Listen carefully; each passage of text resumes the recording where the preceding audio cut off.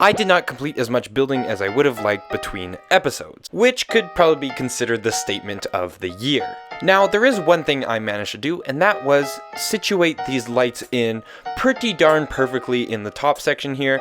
So as you can see, we now have all these lights in place, and they're actually held in place and they're not really going anywhere. Now, some of them still have a bit of wiggle to them, so I'm gonna have to work on that, but they're basically in there for good. Now, to get them in there, I did have to use a little bit of an unorthodox method.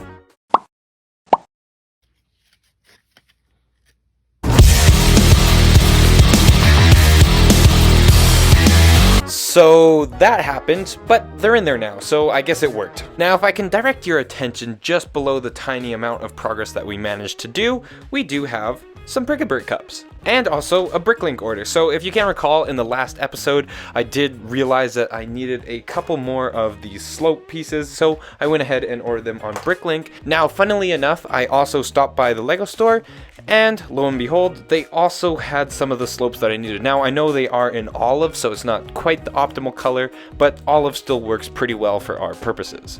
Now, I'm actually going to try and be semi-professional about this and give you guys a top-down view of this unboxing. So I guess we'll just slide these bric-a-brac cups out of the way and start off with the bricklink order. So again, the main parts in here are going to be a bunch of these green slopes, but I did go ahead and ordered a massive amount of these light gray or light bluish gray cheese wedges, or the just 1x1 slopes there, and that's mainly because they had a pretty good deal at the store, and also because I'm running out. Now, I probably did go a little bit overkill on these, but the cliffs do use a lot of them, and we're not technically done the cliffs yet because we still have an entire back section to do, so with these we should be good on that front.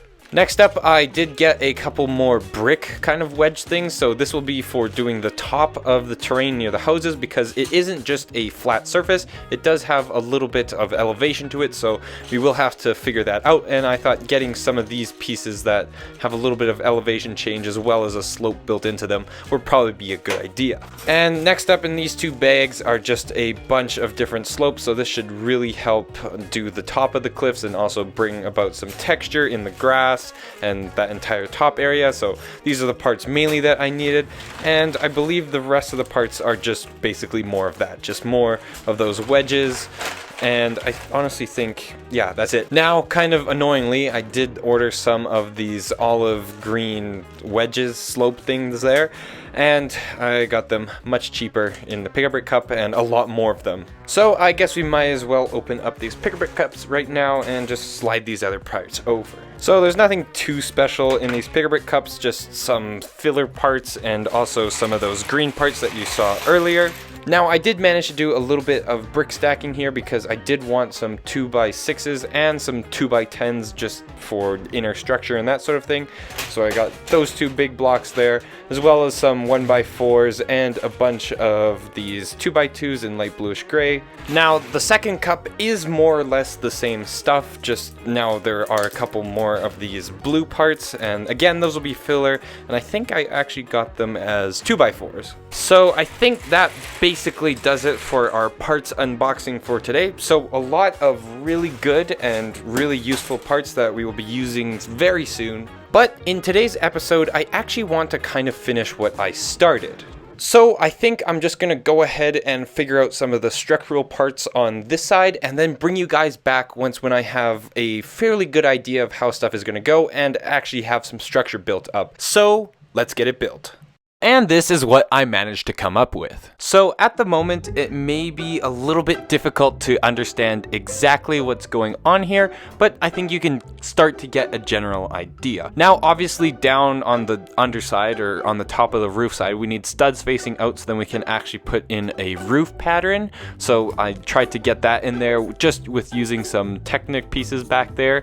And now the other main problem I faced was trying to get this section to line up perfectly with the edge of the mock, because obviously we can't extend past a certain point because the other side needs to come and hit perfectly against it on this side. So we're going to end up with a perfectly flat wall up here, and the two sides of the mock are going to shove together and hopefully fit perfectly. Then we'll probably put some pins and other things up here just to hold it in place and solidify all those connections. So as it stands right now, there's just a couple of Technic connections down below, and actually this entire thing is just on a pivot so it can actually move back and forth, and then these will support up the entire roof there, and then that should keep it all stable. And then I'll probably add in some more Technic lift arms going across like this, and probably more even facing up, or maybe even some facing down, just to create a more triangular pattern within the structure here, so then we get a much stronger base. And if we swing around to the outer edge, you can see how this is gonna end up looking on the outside there. Now obviously we have a nice flat wall going all the way up to the top or crest of this roof, and then it will just go flat up from there.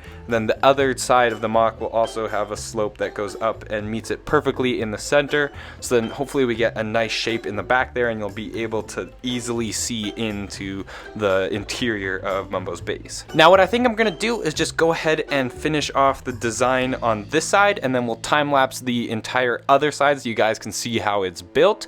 But there is one more problem I have before we go ahead and do that, and it relates to the lights. Now the lights are a fairly important feature because these are what is going to be lighting up this entire interior section, and what's going to make it very visually appealing to look at, and so you can actually see what's going on in the interior, because obviously all of this is going to be covered up and there won't be any light, or there won't be that much light getting in.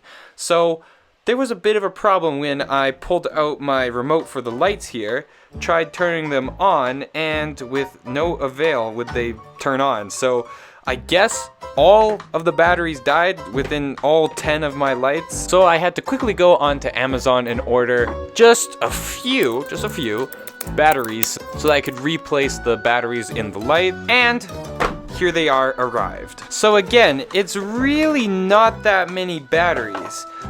Just maybe only 100. So yeah, we should have more than enough here to cover our lights for the next couple years, I hope. And now with those batteries replaced, they are working perfectly. And I've actually gone ahead and placed in those brand new energized lights up top. And as you can see, it looks pretty good, and I can get a sense of how this is going to be lit up. And remember, we do have a bunch of colors to play with, so we could even make it a lot more blue and turquoise, so it does match the color in there a little bit better. Now I know on camera, stupid camera, it doesn't really show up quite as well, so I'll try and find a color that looks good on camera, but I'm pretty sure white is a pretty good color to go for, and we could even make it a little bit more of a warmer tint there. So we have a lot of options. We could even go for red. So although the battery changes may be a little bit of a hassle, they shouldn't happen too often. I think that these lights give us a lot of creative leeway to pick and choose whatever sorts of colors we want, and like we could even do it something like this where they're all different colors. But anyway, it's fun that we can play around with the colors of the lights and not have to go in there and change out each light individually. Anyways, enough yammering on. Let's get the rest of this upper structure completed. One eternity later. I do quite like how this has turned out. But with that said, there is a little bit of a problem. I have reached the top of the structure right up here, and the holes just don't quite line up between the connector and the brick that's supposed to connect to, and there's just this weird gap that forms, so the parts don't quite line up perfectly with how the rest of the structure should line up. So I'm going to have to figure out what went wrong here. But other than that, we have a perfect connection, seamless connection here. It all lines up nicely. I like how the top of this roof section came out, and I basically like everything about what has been done here. The only problem is we just need a better connection up here, because again, if you look at this from a sideways perspective, you can see there isn't they very much support here, and that's why we need all those Technic parts, is to create a nice, strong, sturdy level, even though there's nothing below supporting it. So that's why we need this, and it is very strong. It's just missing those top connections right there.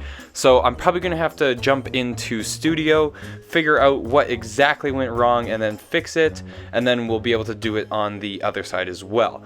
But I think we're gonna have to hold off on that for this episode, because this entire structural designing and building took a very long time.